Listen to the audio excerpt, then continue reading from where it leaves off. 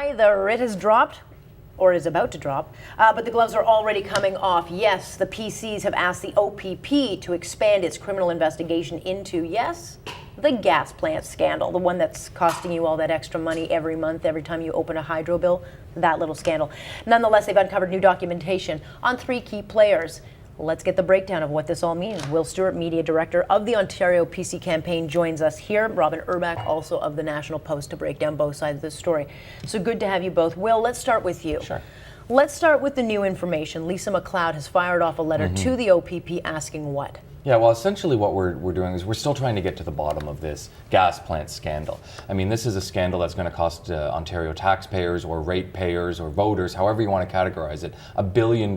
Somehow this has to be paid. And what we've sent to the OPP today is essentially questioning how it is a person, Peter Feist, with seems to be a criminal record, had unfettered access to the key files and the computers of the Premier's office, the heart of the Liberal government. And we should break it down. Peter Feist is the IT savvy the savvy IT boyfriend of Laura Miller. Laura Miller was a key inner circle person of Dalton McGuinty. Yeah.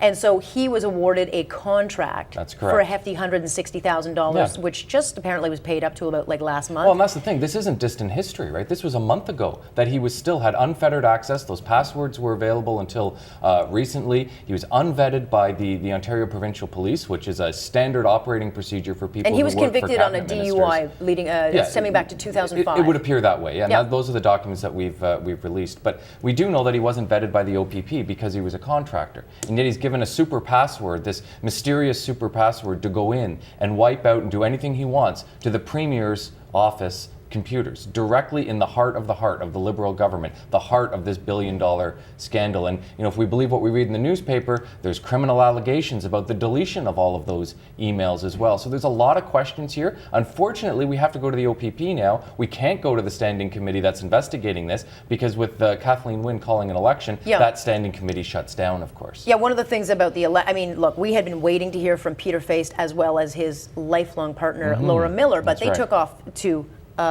British Columbia, yes, that's correct. She is now the executive director of the Liberal Party out there, which is a really great job to have when you're in the middle of an investigation into gas plant deletions. But nonetheless, hey, Liberals fail upwards. But he's gone out to join her. And so getting them back here to testify has been nearly impossible for the PC The Liberals have been stalling, Laura Miller and Peter Feist have been stalling as well. And finally we had a date. Because they knew an election was coming. Right, and then we finally had a date, which conveniently was after the budget that even Kathleen Wynne probably didn't assume would be passed. So that committee is shut down. We still have a lot of questions. We hope that the OPP continues to investigate the Liberal Premier's office at the heart of this gas plant scandal. The optics of this, Robin, I mean, I can't say the word I mean, it stinks. Okay, so she pulled the plug on this budget very fast. She had given an ultimatum to Andrea Horwath of a week, but it's in her best interest for this committee hearing on the gas plant scandal to not happen.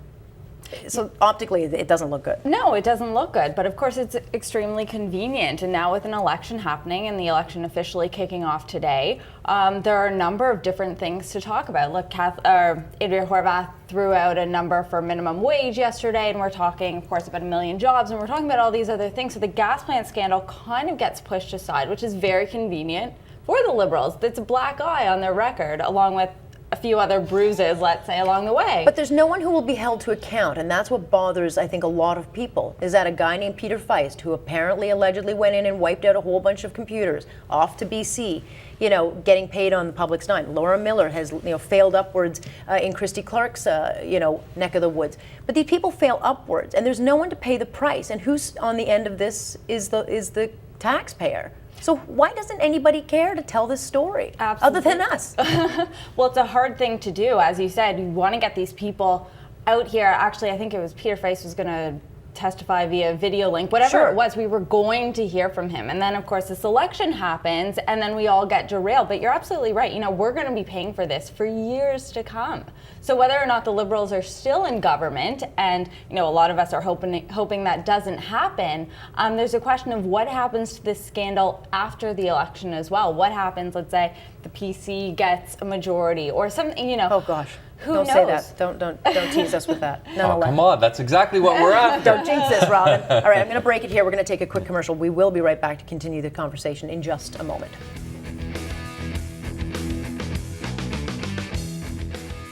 Welcome back. We were talking to Robin Urbach and Will Stewart. He is the media director of the Ontario PC campaign. Good to have you both. So let's continue this conversation, because I think the biggest headline, and the headline that has to remain in this campaign, is gas plant scandal. Who is going to pay a price? I don't even know how anybody could vote for the Wynne government. Nothing against her personally, but you cannot award bad behavior. It cannot be rewarded. And I'm worried that it's going to, because you've got too many unions on the ground with special interest groups fighting to get this budget passed because it's in their best interest. But it's not in the best interest of Ontarians as a whole. Not at all.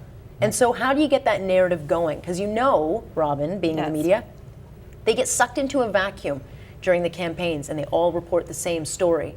Absolutely, and there is that sort of bubble whereby, reporters get sucked into it and they focus on whatever the topic is of that day, and we lose sight of the overarching picture, which is 11 years of bad governance, and we need to do something about that, and we need to keep talking about some of these scandals that have popped up. The problem that I'm sure you experience too is it feels almost redundant.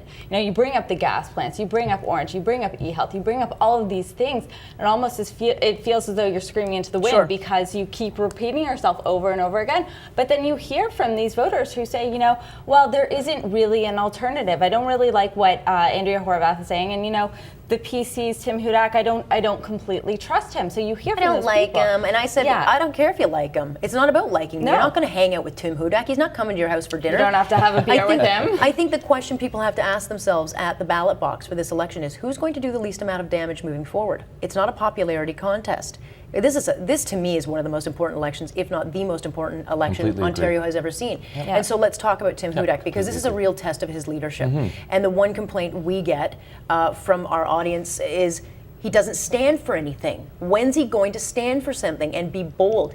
We saw a little bit of it when he stood up to Kathleen Wynne making the allegation about the gas plant, not backing down from that, even though a libel suit came up against him. He showed, hey, look, who's this new guy? When are we going to see that on the campaign trail?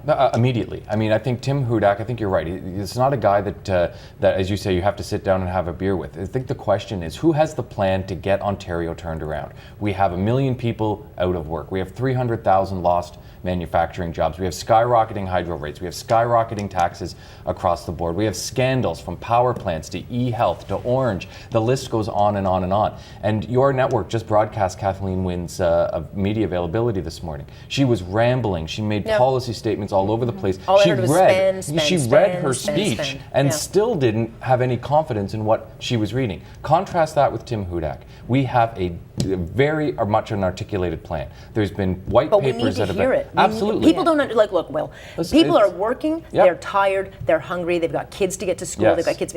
I talk to people all the time.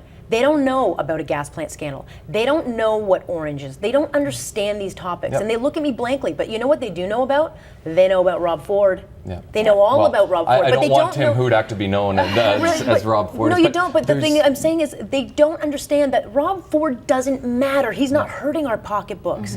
Well, but the Wynne government is. You're making valid statements. Today is day 0 of the campaign. We get going today. The writs are dropped. Today we launch our mission for 1 million jobs. In the next coming days, we've got a very focused plan to unveil, as you called for in your last segment, detailed analysis about how we get to those $1 million jobs. We'll be focused on revealing that in due time over the campaign, and we'll do so in a way that average Ontarians can see it and digest it, so it's not spun by special interest groups and unions. Because you are up against the unions. We will be very direct, communicating directly with voters and telling them exactly how we get to 1 million jobs for them. It's not about Tim Hudak, it's about a plan to turn this province around. I look at it, Robin, last point to you, as two candidates. I don't look at Horwath as being a factor, because she's got to come out with a miracle at this point.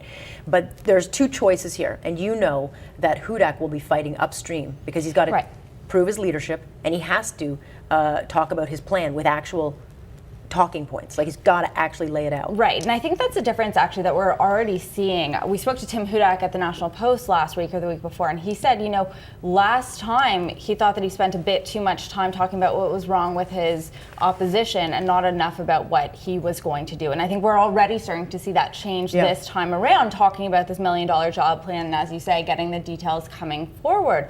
So hopefully we will see that. I guess the disadvantage to that is there's been so many more disclosures in terms of scandals since that last election that there's so much more to talk about There's in no terms of the ending material opposition that he's got to Right. pull out. All right, well, we'll see what happens. It's going to be a dirty, dirty campaign. Thank you.